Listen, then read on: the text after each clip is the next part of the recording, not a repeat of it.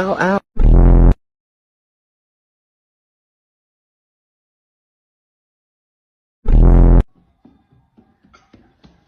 بسم الله الرحمن الرحیم. یا تو شست بریم لایک و دیسلایک من خل گنگم وای وای وای